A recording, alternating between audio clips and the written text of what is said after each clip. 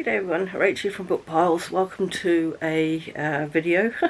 I have, oh, I don't need that behind me either. I have a slightly different background because I've had to squeeze in a bookcase here because I've had to consolidate from 2 working rooms into one. So it's a little bit messy and stuff. So anyway, I apologise for the background. Welcome. So, I thought that I would end the year, my disastrous reading channel, on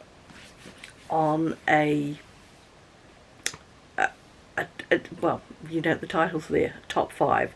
I have pinned down my current top 5 books, and I actually, over the last, I don't know, 3 to 4 months or so, I have actually been working on getting a physical copy of all of them. So I had 3, so there were only 2 more to get physical copies of, but one,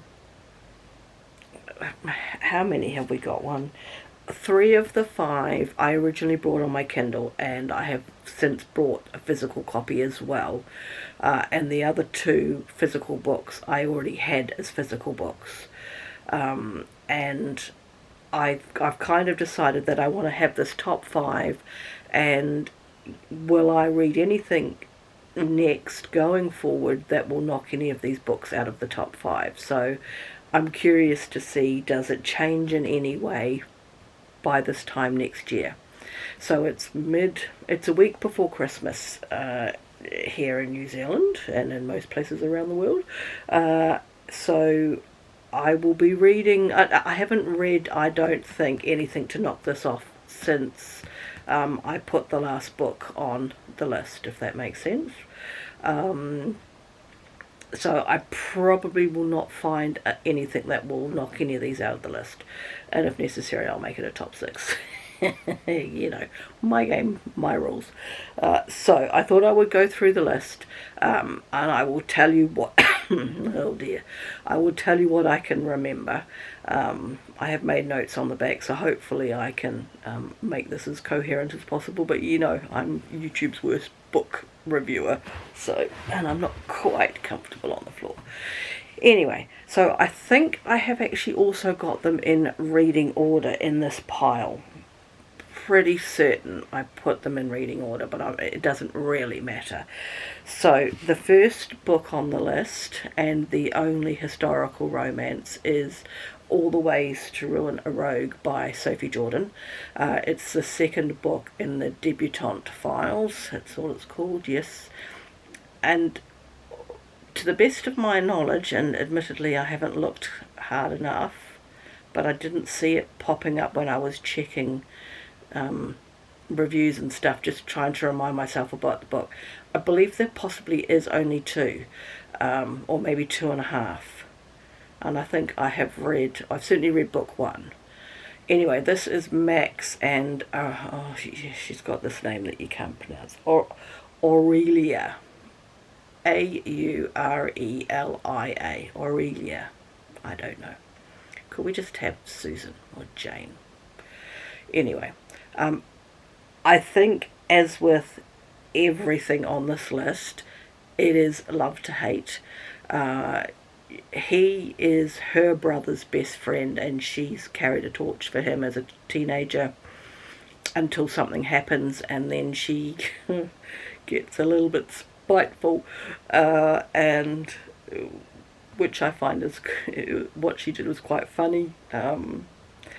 And then, so he then carries the weight of that spitefulness, and I'm sure he knows it was her that did it, I'm not sure when he figures that out. Yeah. Anyway, it's been about 4 years since I've read this book, but it is just, the banter is great. There are quite a few hilarious scenes because of the love to hate. They're always thrown together because he's always around her family, and it just keeps going, heads butting until one day somebody snaps. And then obviously, because it is a romance, it has a happily ever after. So I really just, I love this book, and I should actually reread it. It's been that long. Um, no surprises. Whoops, whoops. No surprises. T.L. Swan's The Takeover, the second Miles High Club book. Tristan and Claire. I think Tristan is quite a lot of YouTubers' book boyfriend, and it's not hard to see why. And I was thinking actually as I was writing this, one of my, it's not a bugbear, one of the tropes that I really don't like is single parent. I don't like children in my books, let's put it that way. Especially in romance books. I do know why. My career was in children, in care and protection of children and things like that, and I just don't, no. But interestingly, she is a single mother of three, and I think half of what makes this book great is his interaction with her kids. It's highly hilarious. Obviously, they start out butting heads, but it doesn't really last that long. And then it's just their romance, and it's how he woos her and gets her to take a chance on him, even though he's from a completely different realm to her, and he doesn't have children, anything like that, and stepping into that role. Her husband died, so he's very sensitive around how he handles that with the children. It's just a really lovely love story. As with this one, these are steamy. It's open door for sure, certainly in this one. I don't actually remember this one, but I'm pretty sure it will be. So, yeah, it's a favourite for sure. And of the four of the books in the series, it's my favourite. Very funny, laugh out loud. Then the next book is The Unhoneymooners. And this is Olive and Ethan, and they end up, she's a bridesmaid, he's the best man, and they, through an incident at the wedding, end up having to take the honeymoon. And then they encounter her future boss, so there needs to be a little bit of fake stuff going on, and all the while they're bickering. They've always bickered. So it's again, I just love enemies to lovers. So there was a touching scene, if I remember rightly, where he struggles with something. I don't want to give any spoilers away, try not to give any spoilers away. And she helps him through that situation. I'm pretty sure that's the right way around it goes. If I remember rightly, when they come back from the honeymoon, it does sort of seem like it's a different book a wee bit, but it does work through. I was quite happy with how things went. It didn't bother me so much. It was just reading some of the reviews again that jogged my mind about that. And he also, as some of you may know, I am attempting to write, and I know in romance that it's somewhere at the end of the book there needs to be a grand gesture, and this actually has quite a good example of a grand gesture. So yeah, another favourite. Then this is a book that I read a year ago, last Christmas, Faking Christmas by Cindy Steele, and this is a suite. This is the only closed door book. I do not remember the spice level for The Unhoneymooners though, but I know this is definitely a closed door. And this is Miles and Olive, again another Olive, and they are co-workers, and it's Christmas, and she is grappling with her mother's remarriage so soon after the death of her father. And so her family decide that they're going away to an inn for Christmas, and it just so happens that he is at this inn. How and why I won't spoil.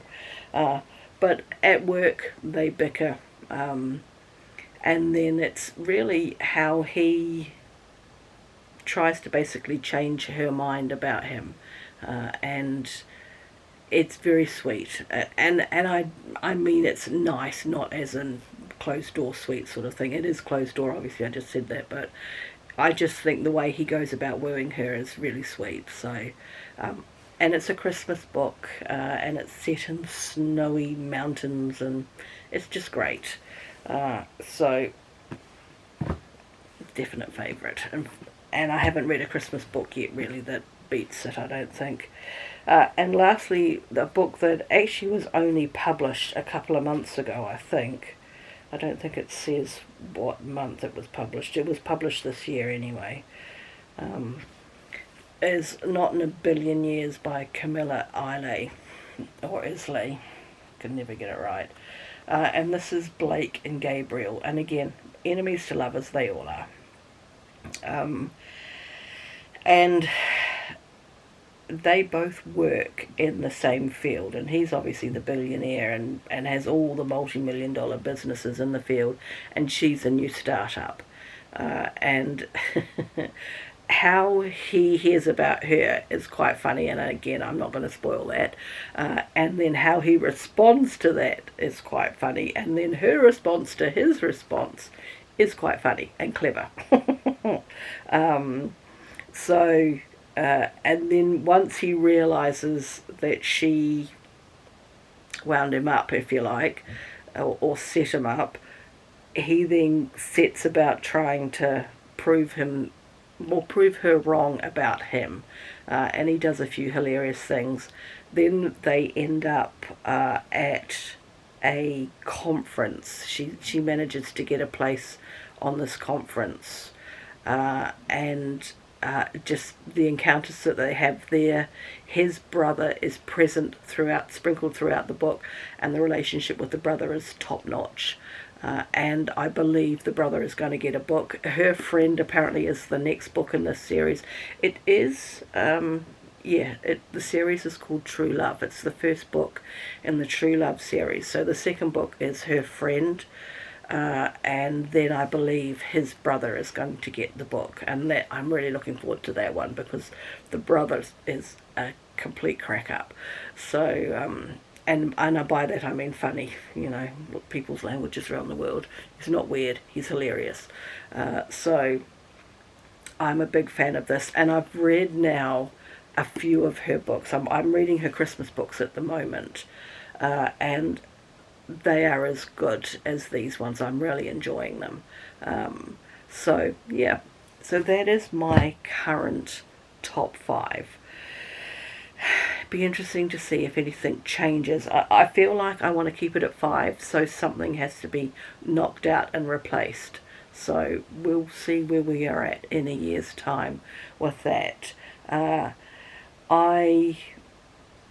If you saw the reading journal